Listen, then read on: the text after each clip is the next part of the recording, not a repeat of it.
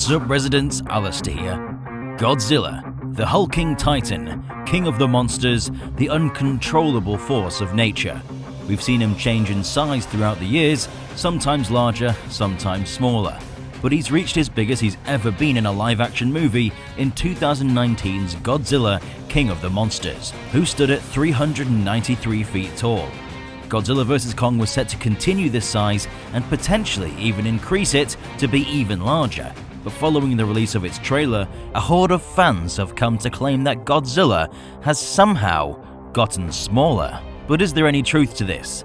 Let's find out today on DangerVille.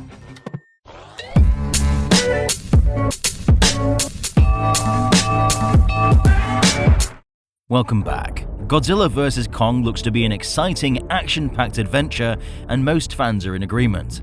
Although there are a few things in the trailer that might indicate Godzilla has gotten smaller. So let's get to it. Possibly the biggest thing that has people questioning whether he's shrunk is the fact he's able to stand completely stably on what looks to be an aircraft carrier. In fact, there's enough room for him to lunge forward and for Kong to respond with an attack. Of course, there's a variety of points viewers have made about his size, as well as his weight, such as the fact he shouldn't be able to stand on an aircraft carrier without it collapsing like paper. There's also shots of Godzilla in Hong Kong that many have pointed out that Godzilla looks too small in, since he's in a city where the buildings tower over him, comparing it to the closing scene of Godzilla 2014, where he's the biggest thing there. Although there is a reason Godzilla looks smaller, and that's because Godzilla's scaling has always been all over the place.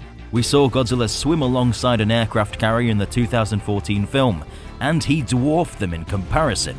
The USS Saratoga, which is a fictional nuclear-powered aircraft carrier used for monitoring Godzilla, has a length of 1,092 feet. Yet in 2014, Godzilla's torso was practically the same size as the ship, and he was only 355 feet tall compared to his larger counterpart in King of the Monsters. Gareth Edwards, the director of Godzilla, even admitted that the scaling was all over the place, with probably the most revealing comparison being the scene involving Godzilla crashing through the Golden Gate Bridge, even though the water beneath the bridge has a depth of 377 feet.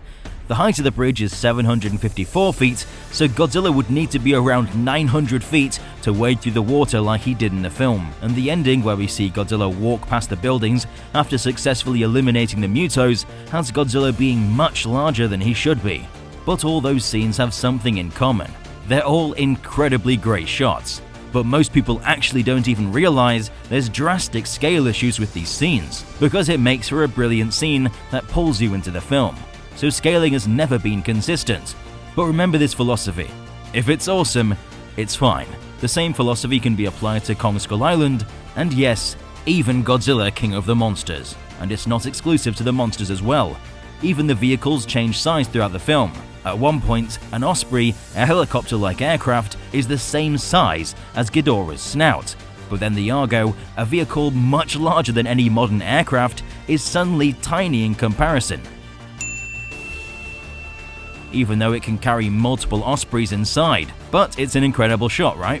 But to bring it back to Godzilla vs. Kong, plenty of shots have been modified in order to make the film more impactful, to give us things we've never seen before, and one of those things is Godzilla and Kong fighting on top of an aircraft carrier, which is undoubtedly an incredible image. And the fact is, that is most likely a fictional ship many times larger than a traditional aircraft carrier. Kind of like how the Argo was a fictional ship that is similar to modern stealth bombers. But even if this was a fictional ship, Godzilla would still be able to stand on a regular aircraft carrier, since, as discussed, the aircraft carrier from Godzilla 2014 was over 1,000 feet long. And in King of the Monsters, Godzilla is only 582 feet from head to tail, meaning Godzilla would at least be able to fit on top of the aircraft carrier rather comfortably. Obviously not taking his weight into account though. And in Hong Kong, the skyscrapers are massive. Most buildings would realistically tower over Godzilla.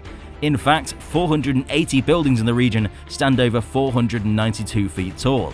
The chances are Godzilla in GVK is simply the most accurate representation of Godzilla's scale that he's ever been, at least in regard to the Monsterverse. But because of this, we can have an epic climactic fight in a neon city surrounding the Titans, making it potentially the most visually striking fight in the entire series. So once again, referring to the philosophy, if it's awesome, it's fine. So to conclude the question, has Godzilla shrunk? The answer is simply no. The fact of the matter is he's being represented much more accurately, whilst not sacrificing the epic imagery we've come to expect from the Monsterverse. There's no shot in Godzilla vs. Kong that has Godzilla standing under 393 feet tall, but there's also no shot that has him standing over his accurate size, which to the average viewer might look like he's shrunk, but officially, he has not. It's worth noting that some of the buildings in the area of Boston that Godzilla and Ghidorah fought in are older than most modern high-rise buildings of Hong Kong, which is why Godzilla stood over them and was able to make the city into a flattened wasteland with his nuclear pulse. It's also worth adding that Kong is also reported to stand around 355 feet tall, which is much higher than his 100-foot counterpart in Kong Skull Island. So seeing Godzilla stand almost head-to-head with the god of Skull Island is certainly hard to comprehend. Right, with me right now we have Jacob to personally discuss whether we think the size, actually really matters, or if he has gotten smaller or not. What do you think, Jacob? Obviously, I've gone through the whole video explaining the concept of actually not being smaller. It's just probably Godzilla being represented the size he should be. But did you get the idea, or did you get the gist that you thought Godzilla was smaller in the trailer?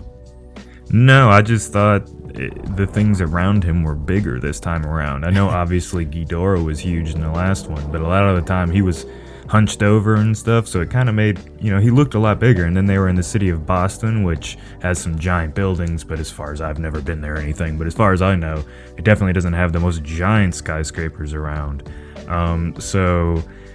I think he's just being shown against things that are much larger. Kong is freaking huge, and that's another thing to bring out. Like, people are questioning Kong's size, still thinking he's 25 feet tall back from the Peter Jackson version. So, no, like, Kong's grown to a good bit. We think from what we got out of the toys, like 350-ish feet tall? That's right, yeah. So the SH Monster Arts figures are reportedly in scale with each other, so we stood them next to each other, and Kong averages out to around 355 feet, which is the same height as Godzilla in the 2014 film, which is interesting.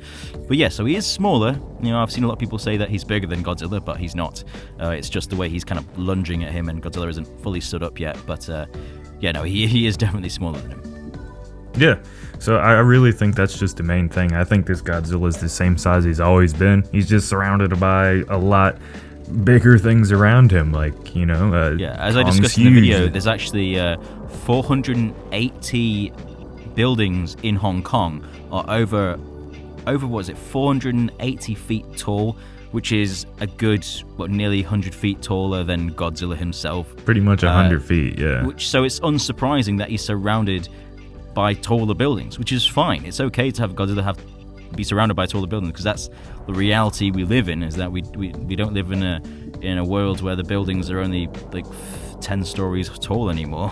We have skyscrapers that are higher than the clouds. But the beauty of it is we can have a fight scene that's basically like a big arena for Godzilla and Kong, just smashing each other into buildings, and big buildings collapsing, and like, it's beautiful as well. It's a beautiful neon city, and they're all surrounding them, and it's gonna be beautiful in my opinion. Yeah, it's gonna allow Kong to jump around like they're giant trees. I'd imagine he's definitely gonna be doing some. We see a little bit of that jumping in the trailer, so I think it's just setting up for an awesome environment for the monsters to throw down. So that's really what I think about his size, and I think he's the same size he's been. If anything, he might be even a little bit bigger, but everything else is just caught up to him a little bit. But are you happy with how they're portraying Godzilla in the upcoming Godzilla vs. Kong?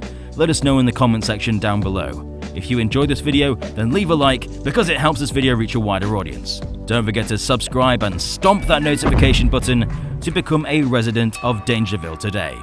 I've been Alistair, your mayor of DangerVille, and we'll see you residents in the next one.